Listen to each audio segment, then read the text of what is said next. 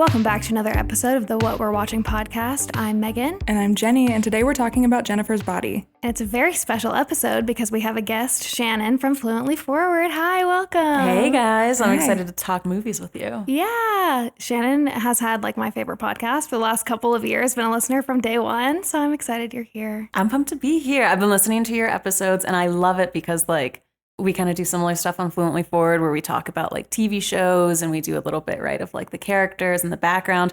But you guys go so in depth into it. Like in your Mean Girls episode, you uncovered stuff that like I had never even heard of. It was awesome. Thanks. Yeah. It's our hyperfixation brain, I feel. Yep. We go watch something. This is what we've done for years before we even had the podcast. We'll go watch something and then just like deep dive, text each other all the shit we can find. So Yeah. You're And it really, now. it adds to the movie experience too. Because Totally. like then you get to watch it knowing all of this stuff. It just makes it better. Yeah, now we just totally. have an outlet for it. Yeah. Exactly. Yeah, so we just have a place to put it. Do you want to tell the listeners a little bit about Fluently Forward? Yeah, we're a weekly podcast. We do episodes on Monday, and they're all about celebrities and conspiracy theories. So we'll talk about, I'm planning on one for Halloween. Are the Kardashians witches? Let's find out. Wow. I'm so ready. We're doing one on like NFL player gossip. I don't know what happened with like Selena, Haley, and Justin. Basically, everything's speculative and rumor. We try to look at it with a level head, but we also have fun with it and get a little bit crazy sometimes. I love the gossip. Yes. It's my favorite. Okay, so as always, just going to read a little bit of a quick synopsis about the movie in case you haven't seen it or haven't seen it in a while. A newly possessed high school cheerleader turns into a succubus who specializes in killing her male classmates. Can her best friend put an end to the horror? What did you guys think about this? This was my first time seeing it, but I think both of you have seen it before. Yeah, or at least mostly clips. Like, I don't know if I've ever watched it all the way through, which is why the beginning really threw me for a loop. I was like, did I rent the wrong movie? Like, I forgot that, like, what happened. I just mostly remembered them kissing in bed and the quote of her cracking her neck and going, I go both ways. Because I feel like that was what really, like, trended on YouTube. But watching the whole thing all the way through, I was like, oh, it is a movie. Like, I thought it was almost like, like a 30-minute funny thing. But watching it all the way through, I was like, oh, and it also scared me. I watched it when I was high and I had to take my laptop into the corner of a room so I could like look at the door and like be sure that I was safe. And then also anytime it got too scary, I would turn the sound off. And like even Jennifer's Body will scare me. It's like awful. Yeah, I can't do scary stuff either. In the first scene where she's like smiling, like the first creepy When scene, she pops into the window. I could have died. Yeah, like the very beginning is like throws you off because I feel like it feels very cute high school movie. And then it turns scary. And I was like, oh no, if the rest of the movie is going to be like this, I can't do it. But it ended up being fine. I am so sorry that I made you guys watch a scary movie. No, it's because it's not like too scary, but that's the thing. Like it was the window pop that got me. And then that's when I was like, oh, I have to take this seriously. You know, like watching this. What is it about someone smiling where I'm like, that's the creepiest thing of all? No. Like you could flash to someone with like guts spilling out and I'm like, cool. But if you flash to them and they're smiling and making eye contact, I'm like, immediate no. Immediate no. So, did you ever watch that Lucy Hale movie, Smile? No, I couldn't. Yeah, I just know that they were advertising for it on the subway and on TikTok. And I was like, it should be illegal to advertise for horror movies. Like, you could give someone a heart attack. Some of that stuff scared me. And the creepy little smile they did, I don't like it. Oh, I mute the TV instantly when those come on, like on YouTube. They're advertising on YouTube. I'm like, please, don't. I think it's Take it heinous. away. Okay, you love this movie though. I do, but I hadn't seen this movie until probably like 3 years ago. And I didn't see it because I was too scared. It looked too freaky. And I was like, I don't really care about this movie. But then I think someone told me it was really funny. And I was like, okay, I'll give it a try. And I fell in love. I love this movie. And it is funny. It fits very into that horror comedy genre, which I feel like is kind of rare, but it's a lot of like what comes to mind for me is Get Out and all the Jordan Peele movies, which have you seen any of those? I saw Get Out and I read the Wikipedia of Us because I saw clips and I was too scared to watch it. Us Yeah. is no. Us is a no. I saw it after Get Out because I could handle Get Out. No, Us is way worse. It's that like violin creepy soundtrack. People will use it on like a TikTok video. I've blocked the sound. Like there's something about, and I was even thinking of this because, you know, a horror movie kind of leads you. So maybe they'll be walking down a path, but then the horror music starts. what is it about like a freakish violin that's just like shaking? And I'm like, oh, like dread. And it's just a violin. Mm-hmm. Like whoever decided instruments that make horror soundtracks, I'm like, how did you do that? Like, how did you take a guitar or a mandolin and make it sound so sinister? It's freaky. Yeah, it's like that's such a weird part of movies is like adding the music in. But sometimes I just imagine like the actors and actresses doing it. It's just dead quiet. And you just have to make it feel like it's gonna be creepy and scary, but they're just walking down the street. Yeah, if you listen to it on mute, it's probably not scary at all because the music's not playing. Yeah. Have you guys seen The Quiet Place? Yes. I saw the first one. There isn't a lot of music in that one. And it's even creepier because there's no music because you're expecting the I music. saw it at Alamo Draft House. Worst place to see it. I got fried fish. It was like fried cod. And because it's so quiet, you don't want to be that person eating. So I would take one bite and then let the saliva like dissolve the food in my mouth and then swallow it. I like barely even saw the movie. I was just so focused on like chewing my fried food quietly. Yeah. And then also in that movie, right? Like you make a sound, you get killed by the monster. At one scene, they go to a waterfall. And they're like, here we can be loud because it's by the waterfall. I'm like, make camp, bitch. Live there. Like, why did you know, they're like, we found this perfect place where we're safe from all the monsters, but we only go here once a year. I'm like, what are you doing? Like, pack up camp. Like, that's where you make a home, you know? 100%. Anyway, that was my That's beef so with the right. movie. Yeah. I haven't seen it in so long. I didn't even remember that And part. I think they said, too, they were like, this is where we, like, fornicated because you can be loud by the waterfall. I'm like, what? Why So just like stay? live there. Yeah, like just stay there and like bone down, you know? Yeah. Guys has sex like once a year when they go to the waterfall. Like you better be ovulating or not. Like I would never want to. The scene where she had to, now we're off topic, but where she had to give birth silently. No. Like a Scientologist I was because they about to don't say let you. it's Yeah. giving Scientology. Wait, they can't. Wait, please inform me. Yeah, Scientologists say that when you give birth, you're not allowed to make a single noise because it could traumatize the baby when they hear it. So you're not allowed to scream. You can't even grunt, like completely silent birth. That alone would make me not want to be a Scientologist. Yeah, 100%. Like cult aside, like the birth thing that would put me off. Yeah. That's actually the most sexist thing I've ever heard in a religion. Yeah. And that's saying something. Yeah. Although I wonder if they have an amendum. They're like, but if you're giving birth to a baby girl, you can traumatize her. Only for the man, you know? Yeah, quiet on set for the male baby. Okay, I'm guessing you watched this because of the writer, Diablo Cody, that you love, right? Yes, Diablo Cody also wrote Juno and Young Adult and Tully. She's my favorite writer. Yeah, I watched an interview she did with Megan Fox, and she seemed very cool and with it.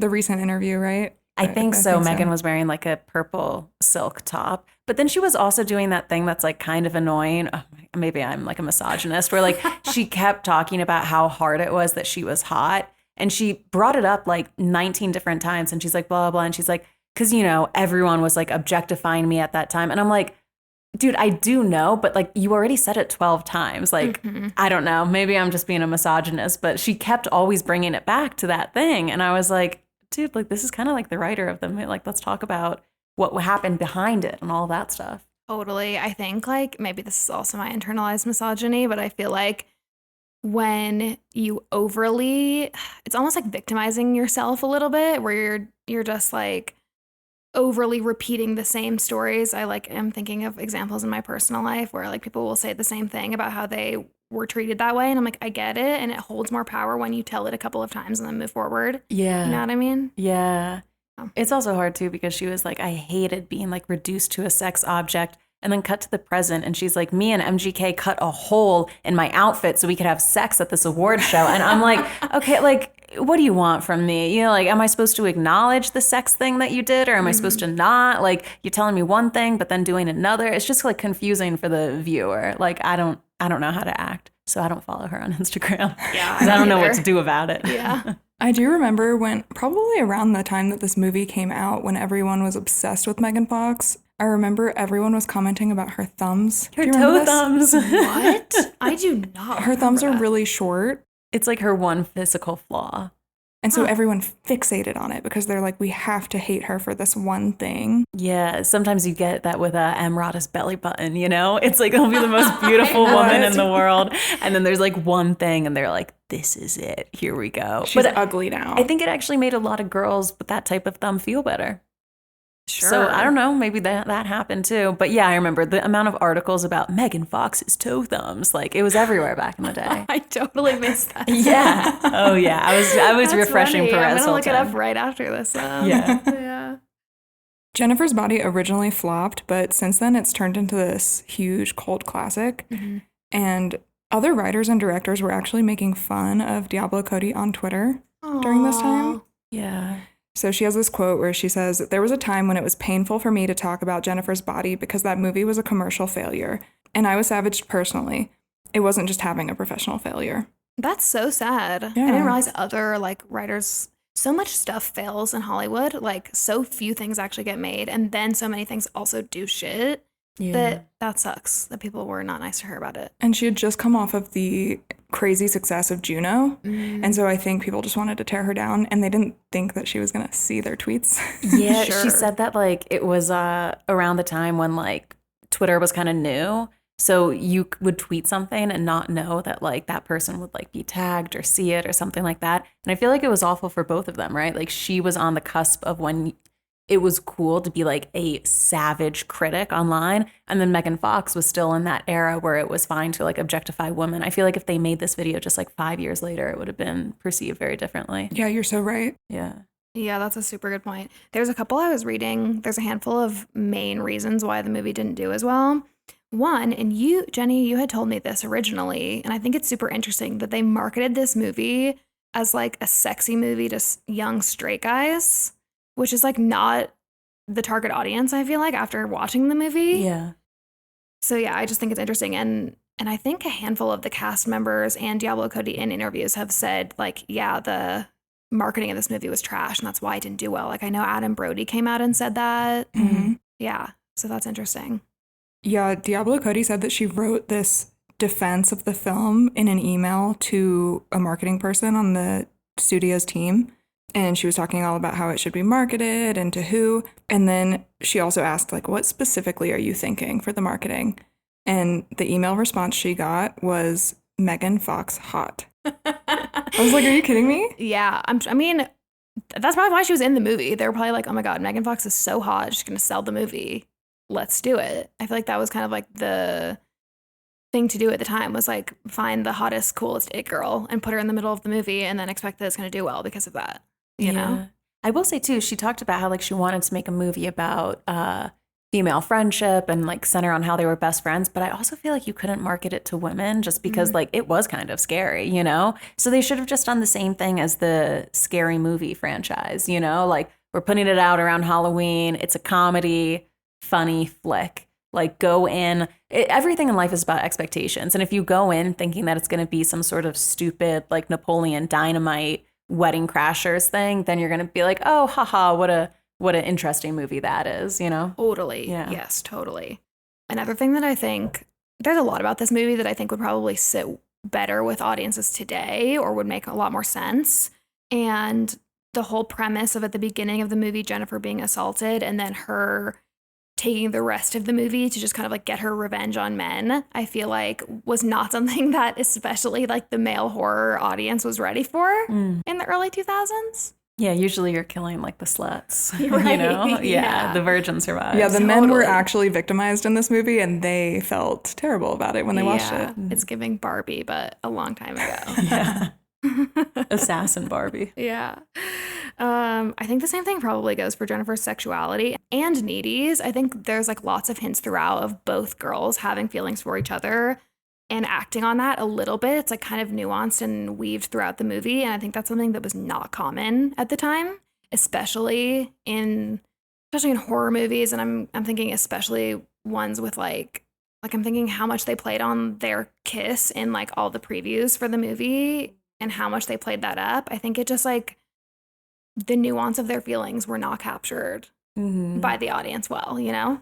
Which is funny because like the most common thing of all time, I feel like, is having like a girl in high school where it's like, do I love her? Do I hate her? Like we're friends, but we're also enemies, but also like we're kissing now, but like I hate her boyfriend, but why do I hate her boyfriend? I feel like they captured that type of relationship so well. Like we've all been friends with that one girl. I've always been more of a Needy than a Jennifer, but like you're friend with that one girl who's like a little bit hotter than you, kind of a bad influence. You feel bad because you know that like you are kind of ditching your friends or your morals to be with her, but like you're just sucked in because she's popular, you know? And you don't know what it is. Yeah. Totally. Yeah. And I think Diablo Cody said in an interview that that's what she was going for. Like that exact thing. She was just like this like weird jealousy, attraction, best friend that's like really close, and you get it in childhood and then you don't really get it again in adulthood. Like trying to depict that. I think that's really cool. Yeah, I think you hit the nail on the head. It's like, do I want to be her or be with her? Yeah. Yeah. I could watch movies about that for forever. Or even the dynamics, right? Like in Mean Girls, like something about like the weird political female friendship relationship dynamics in high school. I'd never get tired of watching stuff about that. Same. Yeah. Like Katie getting totally obsessed with Regina because she hates her so much. Yes. Yeah. Yes. Yeah. Yeah. It's a fine line.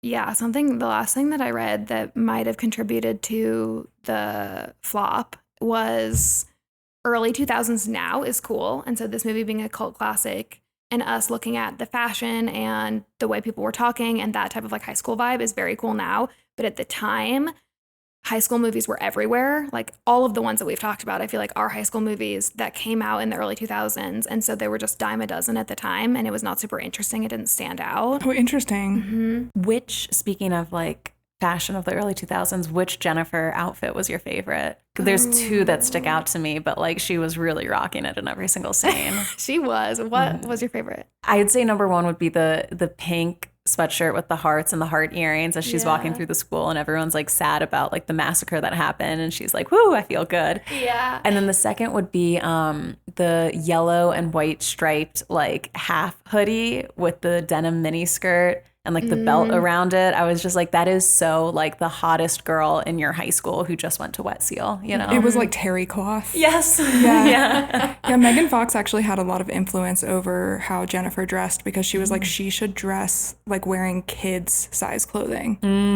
from like the Gap.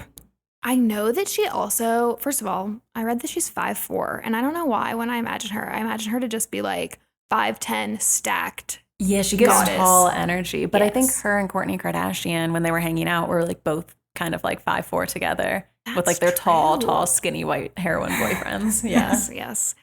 Yeah, that's so true. And she lost a ton of weight to be in this movie. I think she got down to like 97 pounds Jesus. because she was considered, quote, curvy before when she was in, I think it was Confessions of a Teenage Drama Queen or something that she was in before. She had been in Transformers before this. Yeah, okay. Yeah. Yes, it was from Transformers.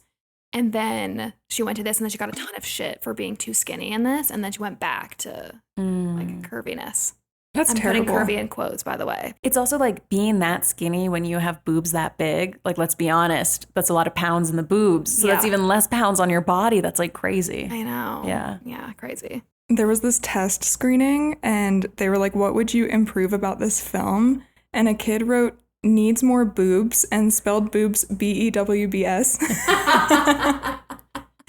And that was data that was collected and taken seriously for this movie. Interesting. They did do a lot of boob grabs. Like at one point, Megan Fox, right, grabs Amanda's boobs and she's like, these are like power bombs. And then at one point, she takes a guy's hand and puts it on her boob. And then she goes like, are you feeling my heart? And then she gets stabbed in the boob heart. Like there was a lot of full on, just like, I'm grabbing your honkers scenes. I'm like, oh, I haven't seen that in a while. People still grab honkers. Like I thought that was like only in comic books or something. Yeah, it's true. I wonder if that came out of that feedback. That's funny. Maybe. Huh. So getting into the cast a little bit more, we've kind of covered some things about Megan Fox, but I feel like she had sort of an old life and a new life. Whenever I think about her, I think of like her with Brian Austin Green with her kids. And I feel like she, maybe I'm misremembering this, but I feel like her and her kids were very kind of like woo-woo. Like I think they have like funny names and she like dresses all of them in unisex clothing only and like that type of thing. And then now she's with MGK and it's giving Abusive. Angelina. Yes, it's giving abusive. It's also giving like Angelina Jolie, Billy Bob Thornton, Carrie Vial of Your Blood vibes. Also, like, just so deranged. Like, I remember MGK did a quote about how he was on the phone with her and they were like having a fight and he took a gun and he put it in his mouth and he threatened to kill himself on the phone. And I was just like, and if Megan Fox said that quote, the way she would be in an institution or a conservatorship so fast, but with MGK, it's like, he's such a romantic. He cares so much. It's like, what? No. And the engagement ring he gave her, where if you take it off, it rips off your skin. Yeah, wait, it's like wait, spikes. it does? I know nothing about them, Yeah, by he the gave way. her this like engagement ring. I think it was like an emerald diamond or something. And it has thorns or like spikes on the inside. So if you put it on, it's fine. But if you go to take it off, it'll pull at your skin. What if you just have to wash your face? You don't get to. Yeah, like, scary. Isn't that just heinous? I don't know. And like I said too, they're always talking about like, I cut a hole in here so that way we could have sex, and we're doing drugs together and having sex, which like, you know, I'm not going to lie, doing drugs and having sex like feels good and is fun. Yeah. So like I get it. I think it was just confusing for a lot of people because it was like you spent so long saying that you didn't want to be pigeonholed, with like this being the quotes in the media about you and what you talk about. And I remember she spent time, she even did some sort of partnership with this like archaeology documentary, and she knows a lot about history, and everybody was like, wow, Megan Fox, like look at this. And then she's with MGK and it's just like 5 steps backwards. And you are kind of in control of how people perceive you. Sometimes you're not, because people are heinous, right? A lot of people hate women. People are going to be sexual and objectifying. But also there's some things where like, well, if you're constantly talking about your sex life in interviews with cameras on you to a microphone, then like those are the data points that we have to like perceive who you are. So I don't know. It's just interesting to me that she worked so hard to get away from that and now seems to be going back into it. Do you think she's just embraced that that's just what people know her for, and that's how Like she'll it is what it stay is. relevant? I think that there was an interesting opportunity she had because she was talking a lot about astrology. She's very spiritual, all of that stuff. And I feel like that's a cool opportunity to cater to this female audience and talk about things like that. It just feels like a lot of what she's doing is male focused. But I don't know. I know people say a lot of the same stuff about Emrata, right? Like you didn't want to be perceived in this way. You did this book. It seemed like the tides were changing, and then you fell back into it. So maybe both of these ladies are like, you know what, screw it. This is my job and I have a male audience and that's how I make money. So like, that's just what I'll do. Or maybe it's just what they're used to. Like, I don't know. I'd love to find out from both of them, like what went through their mind. I bet it's also a combination of she was getting away from that narrative, and then she also met MGK, and I would not be surprised if he was just like love bombing her and like wanted their relationship to be very public, or was like doing public displays of like declarations of love, and then their relationship became very public, and this is kind of his brand, and so it became both of their brand, and it just sort of snowballed because people already think that about her. You know what I mean? Yeah. Interesting. I remember that quote of when they were like, oh, like, what are you wearing on the carpet? And she's like, whatever daddy tells me to wear. And I was like, come on, like be like a self-assured, like I pick my own outfits type of woman, you know? Like, I don't know. We're all in that honeymoon phase sometimes, but like, you don't want to be in that forever because like you want to be in control of yourself. That makes me so sad. Yeah. And why for MGK? Who knows? Although, have you seen like there's pictures of them on the red carpet where he looks like strung out and awful and she's glowing and people are like, oh my God, it's literally Jennifer's body. She's like draining him of his energy. And that's why she looks so youthful and young. She's like drinking his blood. Yeah. She has not aged since this movie. I mean, plastic surgery exists, but she looks good. She looks great. She's one of a kind. I mean, yeah. Yeah. Yeah. Okay. Should we talk about Needy, Amanda Seyfried? Mm-hmm. She is so cool. I really like her. I don't really know a lot about her personally, but everything that she's in, I'll watch. I think she's in so much stuff. I think she's such a good actress. I'm so scared Shannon is going to tell us something that's going to make me rethink what I think of her. Okay, here's the thing. Amanda is undoubtedly cool. She's cool. She's quirky. She advocates for a lot of things. She lives with her husband on this farm in like upstate New York, and you know, they don't let Architectural Digest see it. They keep to themselves. And she's like on that farm. She only goes to LA when she has to, basically. So she kind of sticks to her guns. And she's also very kind of quirky. I feel like she's always in either like rom-com, horror, comedy, thriller. She kind of oscillates between those two. But she does have a reputation for being a big cheater and a homewrecker, allegedly.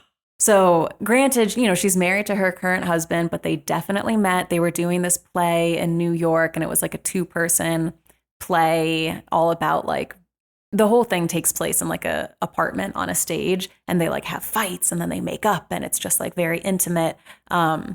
Dude, something definitely happened. Like he was with his wife, then like him and the wife separated. They got together immediately, but it's just like, it's known.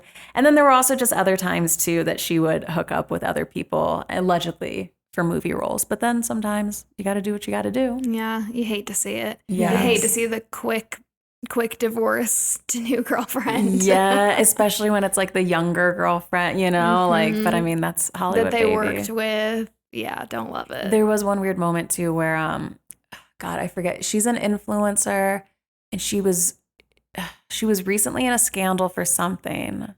What is her name? Her and her husband were being looked at for like maybe doing tax evasion or something. Something Navy, maybe. Ariel Lorne? No, whatever. Ariel Charnas, I think.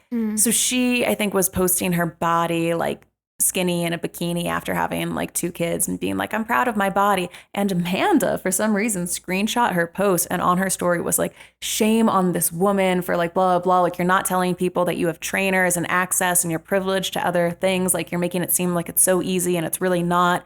And here's the thing, like, I get what she's saying, but like, this is just like some random influencer with like 200,000 followers and you have like 60 million. So it's definitely punching down. And not to mention, like, if you want to make a, you know, oh, like, let's talk about privilege and what's going on. Like, why don't you do it? You're the A-list celebrity. Like, you on your own could be making statements about like this and privilege and motherhood and nannies and blah, blah, blah. Like, you don't have to go after every small person who's like, oh, I'm happy with my body and be like, fuck you. Like, you forgot to say all of this stuff. So it was kind of intense and a little bit random. She ended up apologizing for that. But I was like, dude, that's kind of interesting. Like, we all do those things, but normally it's in a group chat and like not on our Instagram story. That makes me think, what did that girl do to her? Yeah, there must be something. Like they know each other or they know someone who knows someone.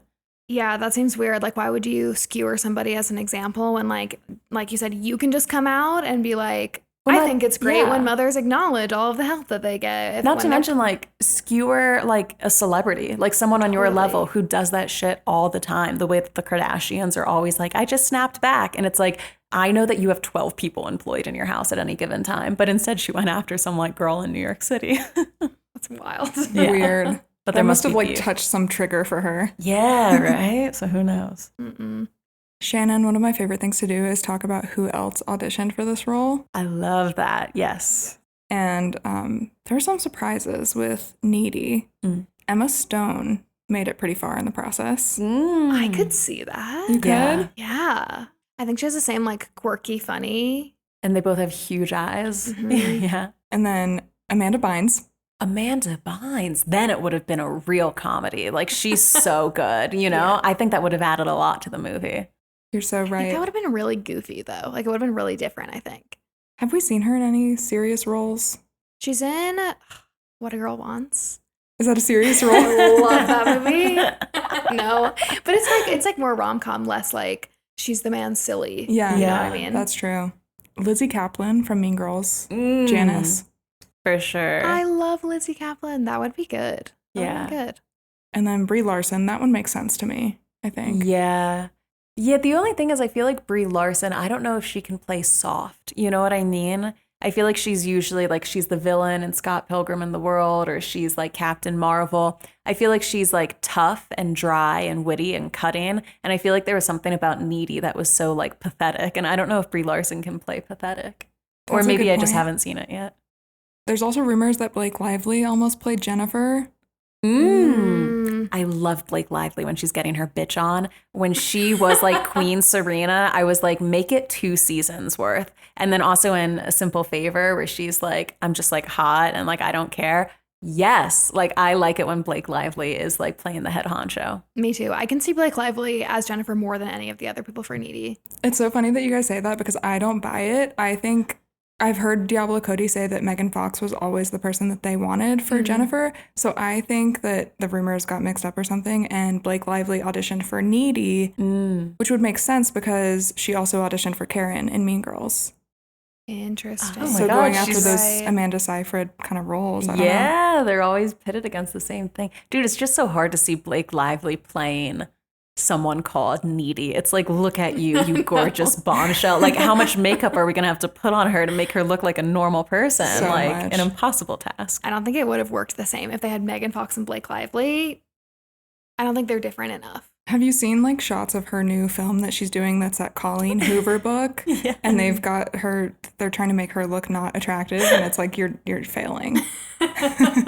They're just putting her in ugly clothes, but you're like, that's still a beautiful woman. It's just that she's wearing like a man's fishing vest, you know, like, and she still somehow is like pulling it off. Yeah. Yeah. I didn't realize that Adam Brody was in this movie and Chris Pratt also, even though he's in it for like actually half a second. Yeah. How random was that? Yeah. Yeah. Yeah, that was funny. Adam Brody's character is a sort of pseudo newbie rock star in this movie, which shocked me. I'm guessing he was not actually the one singing, or was he? Can he sing? No, I don't think he can sing. Maybe he can. Sorry, Adam Brody. They had Ryan Levine do his vocals for this, and that was just another guy in the band. Oh, interesting. I'm surprised they didn't just pick somebody that could sing. It's giving like Zac Efron and Drew Seeley from High School Musical. Totally. You know? Yes. I've always wondered how that works when they're filming it. Like, is Adam Brody just singing bad in the scene and then they're dubbing it in post? Like, I think for lip syncing purposes, you are supposed to have actual sounds come out of your mouth. So I think like you are supposed to sing it and then they just lip sync it over, because otherwise if you just mouth it, it won't line up perfectly. But I would love to see the behind the scenes of that, you know? It's like the Lizzie McGuire movie. She goes on stage and they're like, really sing, it will help with the lip singing. And then they cut the sound and then she's just singing. Sing, Paulo. Yeah, they originally wanted an actual rock musician to play him, like Pete Wentz or Joel Madden. And I would have loved that because I was such a Pete Wentz fangirl as a youth. This tracks because you like Pete Davidson, yes?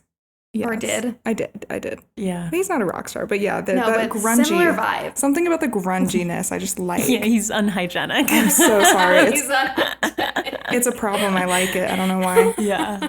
And I liked that because in Jennifer's room, she has a giant Fall Out Boy poster with Pete Wentz on it. Oh. So she's into these like rock bands already before she gets into the band Low Shoulder. Yeah. Which we'll talk the about stage later. was set for MGK. Oh no. And he's married to Leighton Meester, which I actually didn't know until we were researching this didn't know movie. And that. they have 2 kids. Yeah. Oh, cool. The blind items say he cheats on her all the time, which like sucks. They paint her as like such this like nice like homebody, stay at home, chill. She also sings too. She's done some like albums, I think, although they haven't really taken off. But yeah, allegedly he cheats on her all the time, and it's like, what are you doing? You're with Blair, and you're Seth. Yeah. Get it together. Tragic. That's sad. J.K. Simmons is in this movie, who I love. He plays the teacher, Mr. Wroblewski. And he was also in Juno, along with 2 other cast members, which I didn't realize until now. But Valerie Tien plays Chastity, and she's Sue Chin in Juno, if you remember. And then Aman Johal is in this, and he plays Ahmet in this and VJ in Juno. Sue Chin is the one that tries to stop her outside the abortion clinic, right? Yeah. She's like the protester. Yeah. Okay. And then who is he in Juno? VJ is that kid who's like running with Bleecker around the track. Okay, yeah. Cool. I love when they like reuse people because that just makes me feel like the writer probably really liked them. Yeah, I feel like HBO always does that, like the same person. Like Sydney Sweeney's always in like some sort of HBO thing going on. Pedro Pascal and the girl from Last of Us, they were both in Game of Thrones. It's kind of nice when you see them pop up time and time again. Yeah. And J.K. Simmons in this role, he has this like mechanical hand. And I guess he gave his character this entire backstory. He was like, I have to play him. He gave him this whole backstory that was so detailed that that's why he has this like crazy like 70s hairdo and this burn scar on his neck. But he hasn't shared with anybody what that backstory is. And that's my favorite. Also, he was like so minor in the movie that when you're like, oh, J.K. Simmons was in this, I'm like going through, I'm like, who was he again? Like, that's so funny that he was like, oh, I have 2.5 minutes of screen time. I need a backstory. Yeah. I used to take a bunch of acting classes in Atlanta, and that was something they would make us do for our like classes. It was really more of like an auditioning class, like our classes of just like, how do you do a scene in front of a camera when it's just you? Because like really when you're an actor, your career is just auditioning unless you're like famous. And anyway, we would have to like write a page on like our backstory, and I'm like, I'm the waitress, like bringing a coffee in. That's literally all. Have you seen that SNL sketch of Tostino rolls or whatever with Zac Efron and Fred Armisen? No. She's like pretending to be They're doing like a commercial on SNL and it's like Zac Efron and another guy. And they're like, wow, like soccer practice was great. I can't wait for some Tostina pizza rolls. And then Fred Armisen turns around as like a woman with a wig on. She's like, here you go, boys. Like, love Tostinos.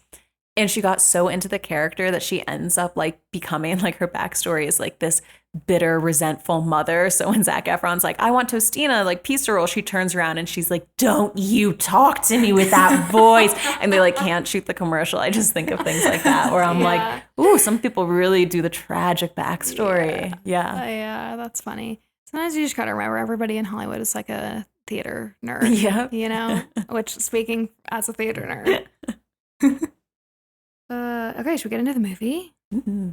So when we start, we like meet both of the characters. Megan Fox, Jennifer, is chilling in her room and Needy shows up. And then we get this like cool voiceover throughout the whole opening from Needy. Needy says, hell is a teenage girl. That's how it opens, at least in the theatrical version, not the unrated version. Mm-hmm. Which I think that quote has really taken off, and I relate. Hell is a teenage girl. Yeah, I haven't found anything worse yet than the experience of being a teenage girl. Like, would not do it again. Yeah. We see that Needy is in a correctional hospital and she's like known as being a kicker in the facility, which I thought was really funny because like I knew a little bit about the premise of the movie. So I'm going in thinking Amanda Seyfried as Needy is like this like twerpy best friend. And then we just see her in a freaking prison kicking a guard, which I thought was kind of funny.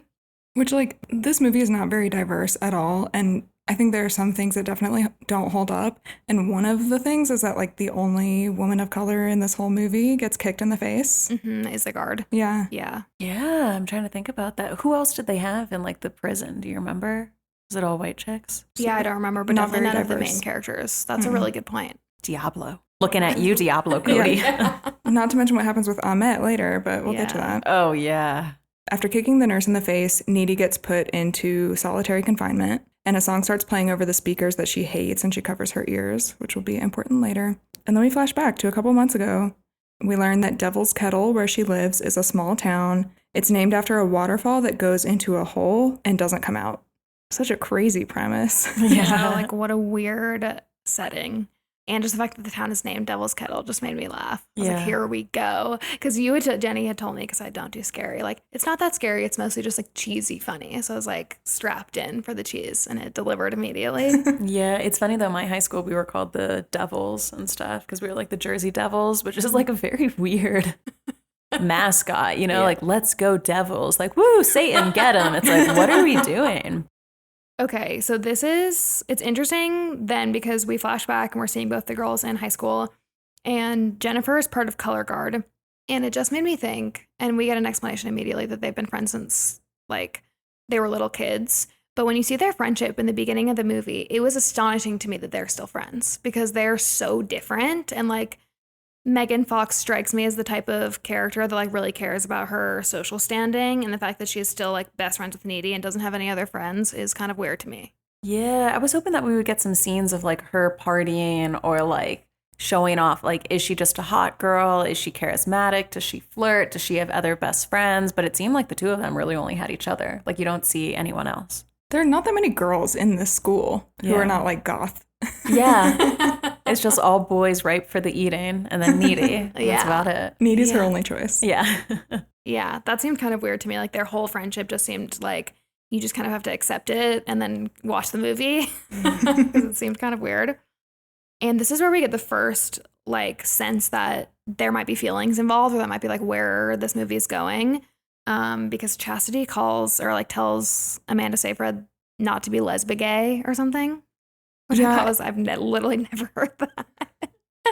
You can just see that Needy is so infatuated with Jennifer. Yeah. And you can tell too that Megan's like feeding off of her, right? Like she loves the adoration. She loves the fact that she has like a little lovesick puppy following her around. So they're both kind of getting things off of it from each other. Totally. Jennifer wants to take Needy to a local bar to see the indie rock band Low Shoulder.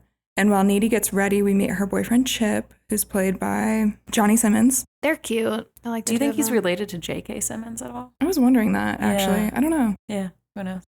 Chip tells Needy that she and Jennifer don't have anything in common and that she does whatever Jennifer tells her to do, which I think is like a good insertion of like the theme of this movie. And then we find out that Needy has some sort of like weird psychic connection to Jennifer because she knows when she arrives before she's even heard her. Do you remember that? We never got an explanation for this, did we? No. Okay. I don't think so. Yeah. I kept waiting for this to be like revealed, but the fact that it was happening, I couldn't remember as I was watching it whether this started happening after Jennifer changed or if it was happening the whole time. But if it was happening the whole time, then like, Yeah. They also like had that moment where she rips the best friend's necklace from her and then she falls to the ground. So I think they were trying to do some sort of play on like friendship is magic or friendship is powerful or something like that. yeah. There's actually a line in the script. I don't know if it made the movie, but I think Chip says something about it being so weird that they have this weird connection. And she's like, it's just because I've known her for so long, I can like feel what she feels. So It's giving an empath and the narcissist or something. Totally. Also, no, not related. Okay. at the bar, we see Diablo Cody. She's the bartender. She has a little cameo. I didn't realize that was her. That's cool. Yeah. And then we meet Roman, who's Chris Pratt. He's a police recruit.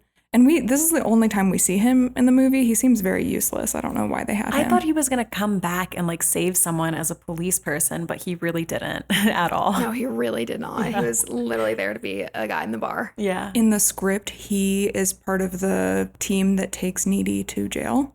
Oh. So I think he had more scenes in the script, and they just probably cut a lot.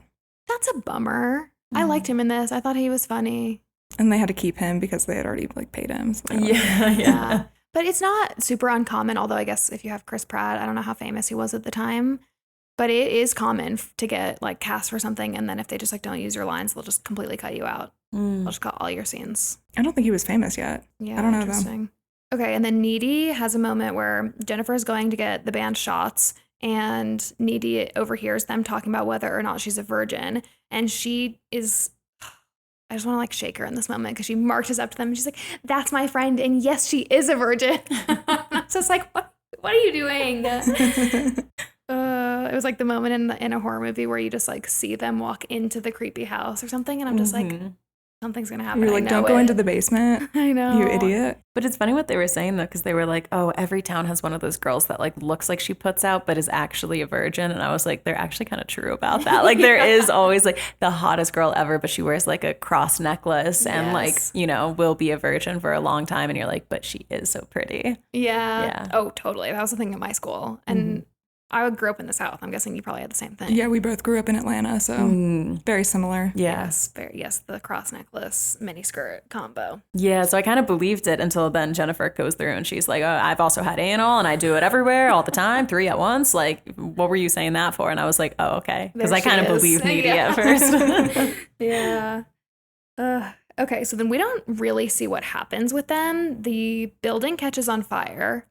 And this was also confusing to me because I was trying to figure out where the scary was going to come in. So I didn't know if like the fire was somehow like, not magical, but like I knew there was like demons involved in this. I was like, oh, is this the part? No, there just is a fire at the bar where the band is performing and Needy and Jennifer get out.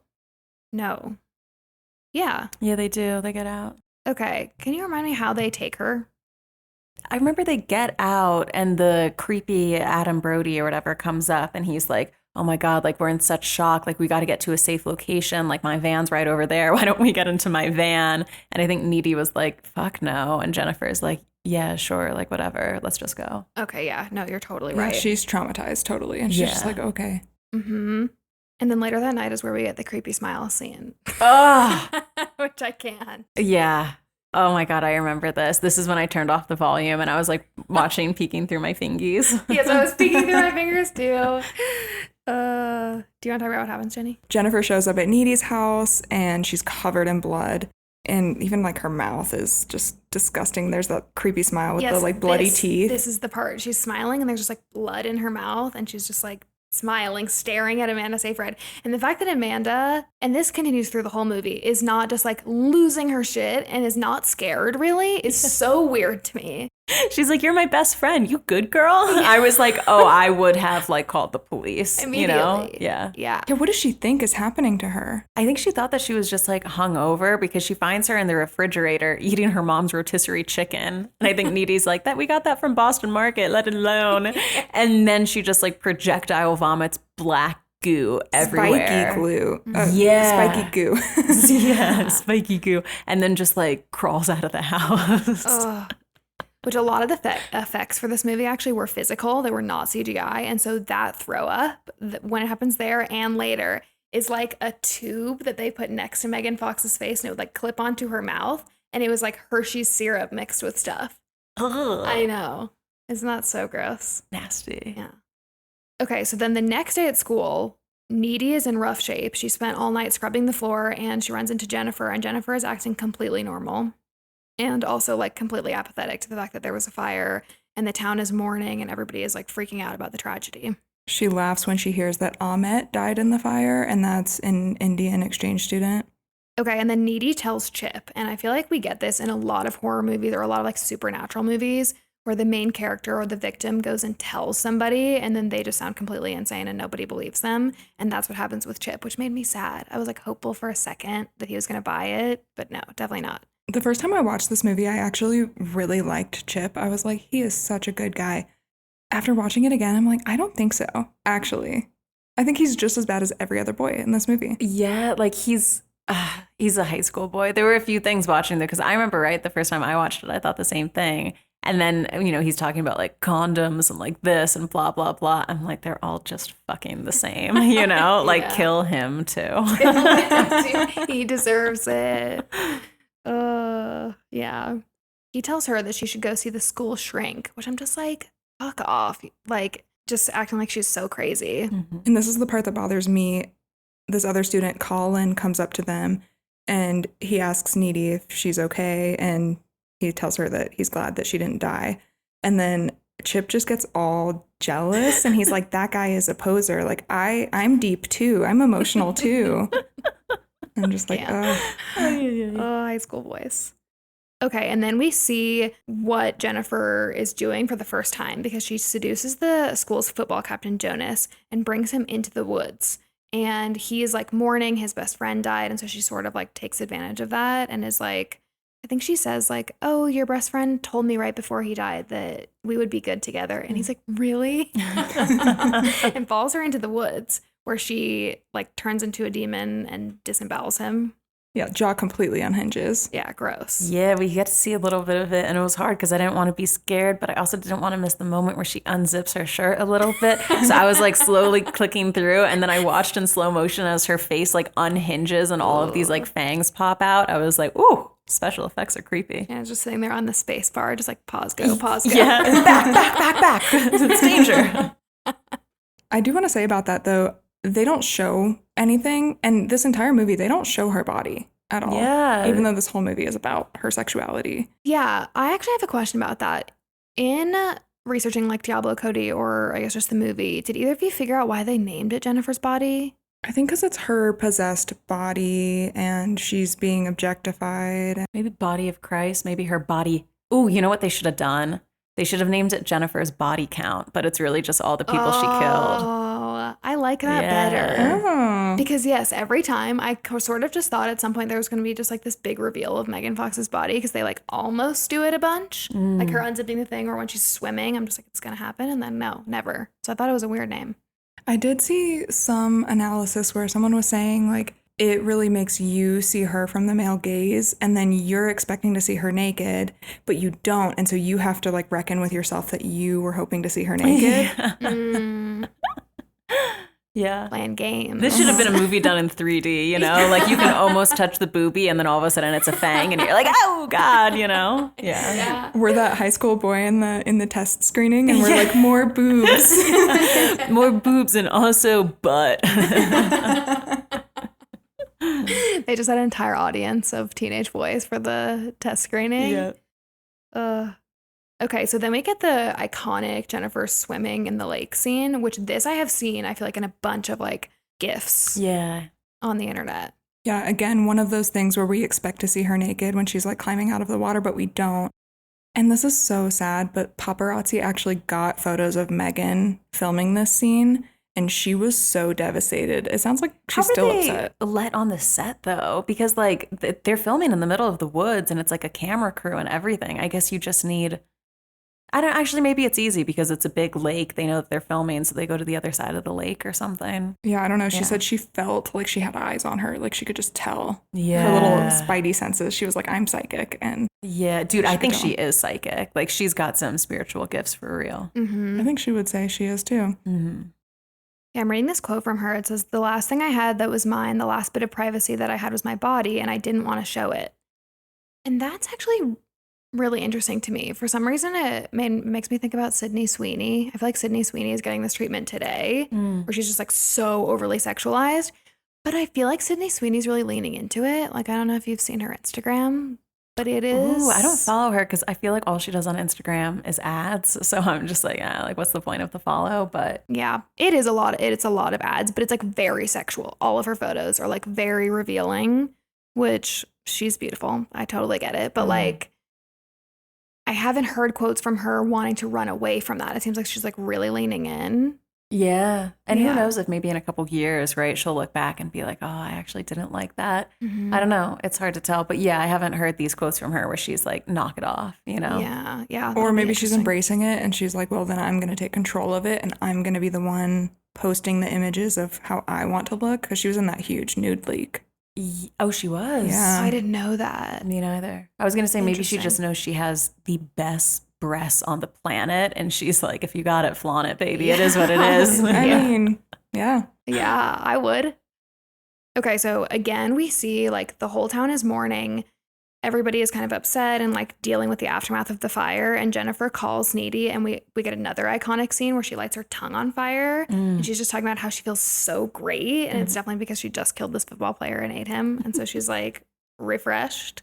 Anyway, I just think it's so funny. The like lighter thing, I feel like I've also seen a bunch. I didn't realize how many. It was so many people's avatars on Tumblr. And then also the quote of her going, I am a god, you know, like that was everywhere at the time. And I mean, in that scene, like she is a god. Like I would sacrifice for that. Like what is it about lighting a tongue on fire and then it healing that like was so hot? I don't get it. But like it was a fantastic scene. Yeah. No, totally. There's so much from this movie that I feel like is iconic and has been in that I've seen so many times, even though I haven't seen this movie. I didn't realize came from this until I watched it.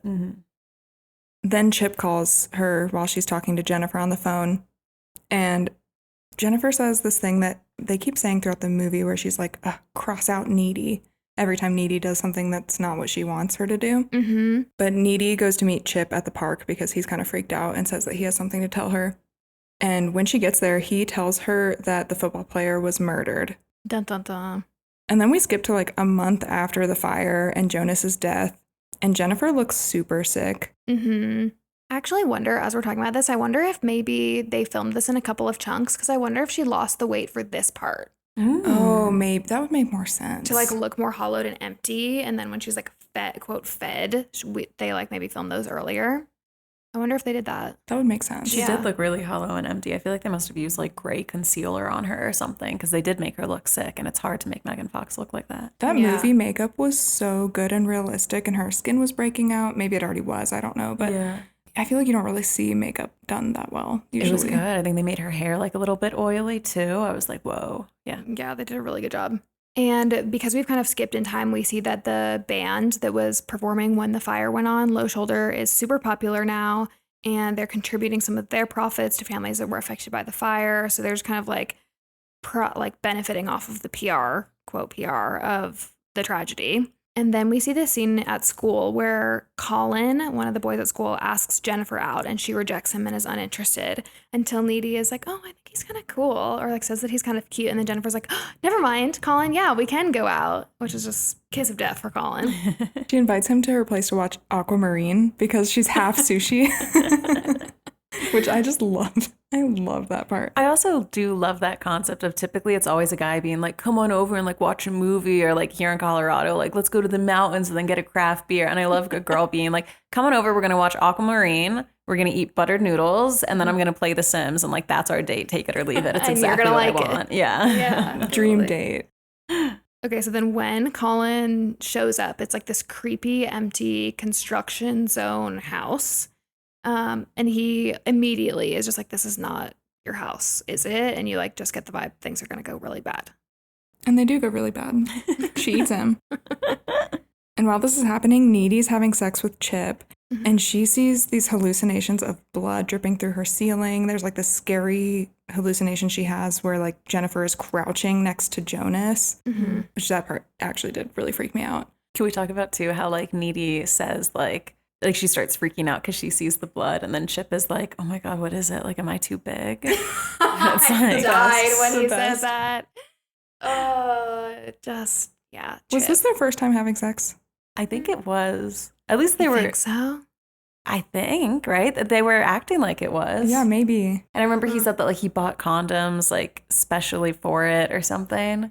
You're totally right. He did like mention buying condoms. And I don't know At why Super you would, Target. like mention that you're preparing if it wasn't the first time. Yeah, that's one of the best lines of the whole movie, I think. And then Needy, because she has this like psychic connection, she leaves. And while she's driving, there's a scary scene where Jennifer crawls out of the woods like an animal. Yeah. She crawls into the middle of the road and she's like completely covered in blood. And then Needy's freaking out. She's trying to drive away. Jennifer jumps on the hood of her car. And then Needy drives away and she falls off. But it's just like this really scary. This was another time where I was like, what the fuck is going on? Because Needy is not that freaked out. Like, she's freaking out and trying to get away from her, but she's not like calling the police or like Jennifer's mom, I don't know, or anybody to be like, what's going on? My friend is literally acting like an animal. Yeah, if this was your best friend, Megan, if I saw you in the middle of the street, I just keep driving. I'd be like 911 immediately. Yeah. I would speed up and hit the person because I would be like, there's something not right, Yeah. you know? Yeah, I hated it. And then even worse, she gets home to go to bed, I guess, and like act like it didn't happen, which still weird, and pulls back the like covers of her bed and gets in, and then Jennifer is in the bed already and is still, and then yeah. And she's wearing the cutest outfit of all time. It's Needy's shirt, a pair of like boy like boxer or like boy short undies, and then like these long knee socks. So cute. It so is cute. And she looks totally fine. Like, she is totally clean. She's not like covered in blood. She's not a rabid animal anymore. Yeah, I feel like at this part of the movie, they're like, okay, we're halfway through and we need more jump scares. So let's like have her jump out and scare her in her room. Yeah. And this is where we get the kiss. Yeah, this is where we get the kiss. So Diablo Cody says that even though this was like the main thing that they marketed, it wasn't meant to be a publicity stunt. She said, it was intended to be something profound and meaningful to me and Karen, who's the director. There's a physical energy between the girls, which is kind of authentic, because I know when I was a teenage girl, the friendships that I had with other girls were almost romantic. They were so intense. I wanted to capture that heightened feeling you get as an adolescent that you don't really feel as a grown-up. And this is kind of what we were talking about at the beginning. And it like makes me a little bit sad for her that like this became the marketing tool of the whole movie and like the part that everybody was waiting for to happen, when like she wanted it to be this like buildable, authentic moment, but also you had to know that was going to happen when you cast Megan Fox in the movie, also, right? like the way that like I kind of half believe the quote because I'm like, yeah, for sure. But also the way that they zoomed in on the tongues going into each other's mouths. I'm like, and then you're like, oh, I'm so surprised that like this was sexual. I'm like, that was the most erotic thing I've seen in months. Like two girls kissing from like any other kissing scene they do from like far away is like whatever. Like even when Chip and Needy are having sex, it's like, okay, whatever. But when you zoom in and the two tongues are like whose tongue goes in first, and then you watch it, which by the way, I was like, were they directed on that? Were they like Jennifer's tongue ends up taking the lead, or were they just like play off of it in improv? Yeah. But I was like, oh, that's an up close shot, honey. Yes, that was meant to be so sexual. Yeah, absolutely. Also, I'm like, just come out and say that it was a bisexual thing. Like, I don't really like that. Diablo Cody has never really spoken up about that. Yeah, that's interesting because she was so vocal. We talked about this in Juno that some people can take Juno as being an anti-choice movie because Juno wants to have an abortion and then keeps it. And she was really vocal that she is pro-choice, and the intention of the movie was not to be anti-choice. And so it's interesting. She's like definitely not afraid of like talking about a statement. Yeah. So it's interesting to me that she hasn't with this. I do have a fun fact though. Megan and Amanda were so nervous to film this scene because they both had chin acne. That's not what I thought you were about to say. So they didn't want to have this super close-up scene of them kissing because they were like, art acne. Well, the close-up was intense. I could even see like the hairs on their face, which made me feel good because I'm like, oh, shout out to like being able to have hair on your face as a woman. Yeah. But yeah, they also both, I'm going to sound like such a predator, but like they both have such perfect, beautiful lips and like big boobs and like a perfect face. Like, God, was it good to have these two women kiss? You know what I mean? Like, it was a great, if I was to do a close-up of anyone kissing, like I wouldn't want it to be like Jesse Eisenberg with someone. Like I want it to be those two people. Absolutely.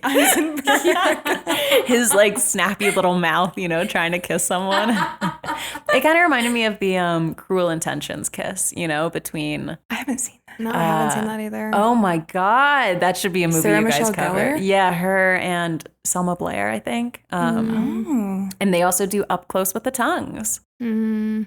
Yeah, Maybe it was a nod to that. It might have been. Yeah. I don't know. I liked it. The only thing that bothered me was the fucking car crash thing before. Like, it just threw me off so hard that, like, they had that scene and then they went to the bedroom. It's a hard movie to masturbate to because right when you get in the mood, all of a sudden there's a jump scare. Hard left. Yeah, it's like, what am I doing? Yes, there's lots of quick changes in the movie. And this was one that did not work that well for me. But I liked the scene on its own. Okay, and then Jennifer tells her everything, which I love when movies do this because it's rare, especially now. I think people like, there's always the hope for a sequel. And so I think like a lot of writers don't love to like explain the whole backstory and keep like stringing you along for the next one. And I appreciated that Jennifer was like, okay, here's everything that happened now that we've kissed. I'm going to tell you everything. Some pillow talk. Yeah. Yeah, basically she explains that Low Shoulder took her to the waterfall and they offered her as a virgin sacrifice to Satan in exchange for fame and fortune. But since she wasn't actually a virgin, as we already found out, she became permanently possessed. And she wanted to eat Needy that night with the spiky goo throw up, but she couldn't bring herself to hurt her. And so then when she was walking home from Needy's house, she found Ahmet, who everyone thought died in the fire, and she ate him. He was her first victim. Poor Ahmet. Yeah. So then Needy spends time in the library's occult section, which I love. I love that she just like deep dives on this, tries to get her own answers. Yeah. And she determines that Jennifer is possessed by a demon who must feed on flesh and can only be killed when she's hungry and weak, when she hasn't eaten a boy in a while. And Needy tells Chip about Jennifer eating boys, and of course he doesn't believe her. Something that this made me think of is the song Man Eater.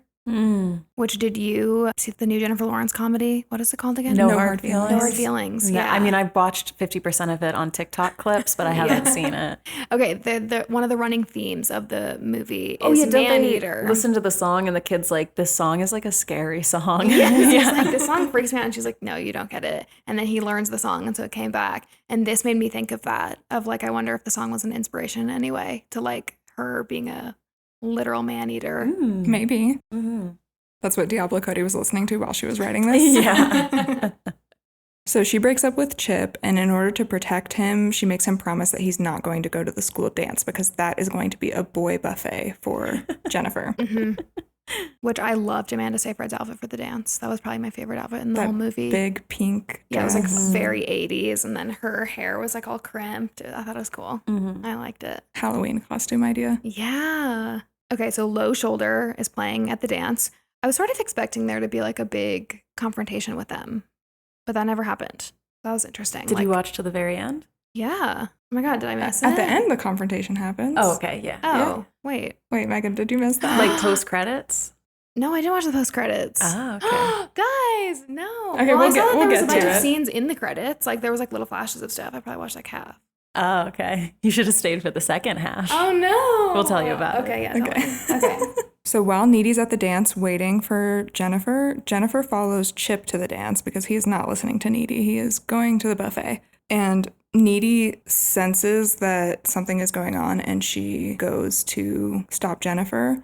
Meanwhile, Jennifer takes Chip to this abandoned pool and starts to feed on him. What a bitch. I hate that she always goes for all the guys that Needy likes. It makes me sad. I was actually sad. That's like so That she was gay, playing for though. Chip. You know? Yeah. I know that was the point, but okay, so Needy runs away from the dance to go find them, and she confronts them when Jennifer is like about to kill Chip, basically.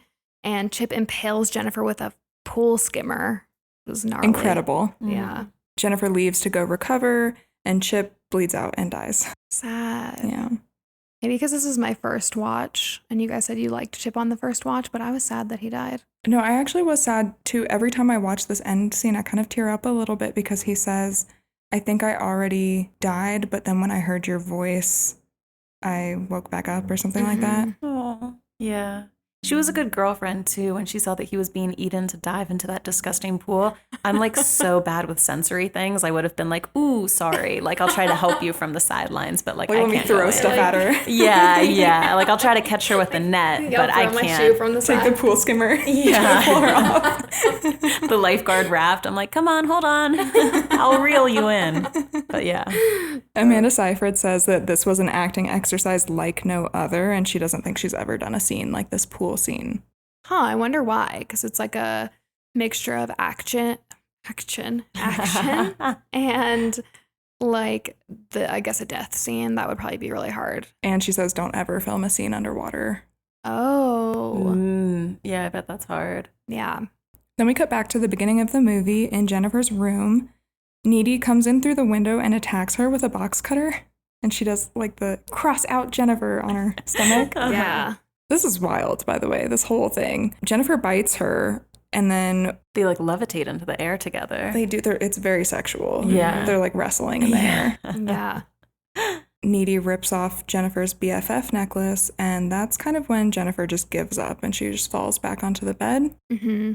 and she gets stabbed by Needy. And Jennifer's mom comes in and sees it. Yes. It was tragic. I was like, why? Why didn't they just cut it off? But we can't forget my favorite line of the whole movie, which is as soon as she stabs Jennifer, Jennifer goes, "My tit." And Needy goes, "No, your heart." This is a good question. How do you guys, what language do you use to refer to your own chesticle devices? I do not call it a tit. Oh, Yeah, I mean, boobs. I just say boobs. Boobs. My boobs. BEWBS. I feel like it has to be like a certain size to be a tit, you know? Like an Yeah. A cup can't be a tit. Yeah, not tits. These are A not B- titties. Yeah, no. an A cup tit. It also can't be a bazoonga No. or a mommy milker. I would say boob or breast for me. Yeah. But boob. breast sounds so like you're in trouble, you Yeah. know? Breast. No, that But sounds boob also doctor. sounds teenage boy, so I don't know. Yeah, but tit is like you're at like the farm with like you know like the cows have their tits that you milk or something. So I don't know. No, also no. Their My udders? tit, yeah, they're udders, but it just sounds like tit. Like I don't know if I would say it for myself. Like you say that for someone else, but not Jennifer. No, I would maybe say somebody has good tits. Yeah, you never If say they bad do. tits. It's only good. Like if somebody has huge tits. All right, Just, here's- I would say Oh, huge tits. huge tits. Here's Interesting. another question. If I say the word pendulous, what do you think I'm about to say or use it to Ooh. describe? Well, based on the conversation, I'm thinking penis. I thought you were going to say pendulum when you were talking. It's usually pendulous. used in novels to describe breasts. It's like her pendulous breasts were swinging. Oh. I've never used it, like seen it to describe anything else. And I'm always just like, who created the word pendulous? And why was it like so body driven? Nobody's ever like the pendulous flags or like the pendulous wind chimes. You know what I mean? It's always like Boobs breasts. only. Yeah, which is crazy. That is Interesting. interesting. Yeah. I don't read enough romance, smutty novels, I guess. Yeah, you'll find it everywhere once you start. Oh, no. Burned in my brain forever now. Mm-hmm. And then we go back to Needy's voiceover and her solitary confinement, where she says that if you get bit by a demon and you live, you might get some of their powers. And we see her levitate up from the floor and bust out the side window. Which I feel like Needy already had powers. She already had something. Yeah, she just had to harness it. You know? She didn't have the strength, but she had the psychic abilities. Yeah. Which I was hopeful that when she was saying that, it was going to like click something in my head with their like psychic connection. But no, that was just unexplained, separate. She floats up to the window, kicks her way out. She finds the murder weapon, the knife that they used, because Low Shoulder threw it down the waterfall when they sacrificed Jennifer, because then the murder weapon would never be found because they don't know where that waterfall ends. But while she's walking, she actually finds the end of the waterfall, and she gets the knife. She sneaks into the band's hotel room, and she murders them all. Oh, I did see this. Oh, okay, yeah. Sorry. I was distracted by the like levitating. Yeah. That I That's all. burned in. And that's the end. There we go. I like that those fuckers died. I wondered why Jennifer didn't go after them first. Even if I was a succubus, I would be like, I'll book a plane ticket. I'm going to kill them first, you know? Absolutely. Or like at the dance. Like that would be the goal of the dance. Yeah. Not right? Chip. Yeah. That's a bunch of boys she could eat. Yeah. And Talk they deserve about a boy it. buffet. It's a big one. Yeah. Okay, so then did you know that they turned this into a Broadway musical? No. Yeah, it's called Jennifer's Body, the Unauthorized Musical from Hell, which I'm guessing the unauthorized part means that it's a la like the Bridgerton musical. Do you guys know about that? Mm-mm. Okay, yeah, Bridgerton came out and then a couple of girls on TikTok made a musical, like wrote all the songs, and they like totally went viral and they were like doing shows, and then they got sued by Shonda Rhimes and Netflix. Oh, for like how taking the mean. idea. They won a Grammy for it. And then they, I think, had to give their Grammy up, I think. And they got sued for copyright. Dude, that's so mean. Where's the line between fan fiction, though? Like fan musical and... Yeah. I think it was when they won the Grammy. I think Shonda and Netflix were like, hang on, we could be getting some money from this. It's your fault for not making a Bridgerton musical first. Totally. Yeah, totally. It makes me sad. Yeah. And then they were going to also make a sequel to this, but then it totally bombed in the box office, so it didn't work out, sadly. R.I.P. I know Diablo Cody has tried to pitch this a million times as a TV show. And I think Megan Fox said she's in, she wants to do it. And a bunch of studios wouldn't even let her pitch the TV show because of how much of a failure Jennifer's Body was. Oh. But she was like, take a look at Buffy the Vampire Slayer. Yeah. That movie was what it was. And then it turned into this awesome TV show that everyone loves. Yeah. I feel like this would do really well today. Especially if it was like a mini series, like a creepy Halloween like mini series they release in the fall, I think would do really well. Yeah. Also like Dexter, this idea, right, of like killing people who are bad. Like it's been done before in a bunch of different ways. Yeah. Yeah. I want them to do it, but I don't know who they would have play Jennifer besides Megan Fox. I don't know if anyone could do what she did. It would have to be her, I think. Blake Lively with a wig. A dark colored wig. And they're high school students still. Yeah. Just make everybody in the high school like 40 years old so they all blend. The only other person who could do it would be Angelina Jolie. Oh, Yeah. You're right. She would have been a good one originally. I guess she was probably just a little bit old, but she would be good. Same vibe. And you would have thought that like she enjoyed eating the boy. Like it felt like Megan Fox was like, I have to eat the boy. And Angelina Jolie would be like, I'm saving leftovers. I'm going to get every inch of this, you know? Yeah. Would never look sick. Nah. Okay, well, that was it. Thanks for coming, Shannon. This was really fun. This Tell was the fun to listeners where they watch. could find you.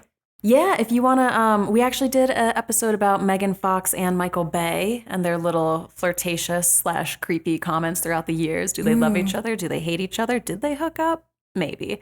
So we have that and a bunch of other celebrity episodes at Fluently Forward. So you can find us Patreon, Spotify, podcasts, all places. Perfect. Yay. Well, thank you so much. That was so fun. Yeah, thanks for having me. Thanks for listening. Bye. Bye.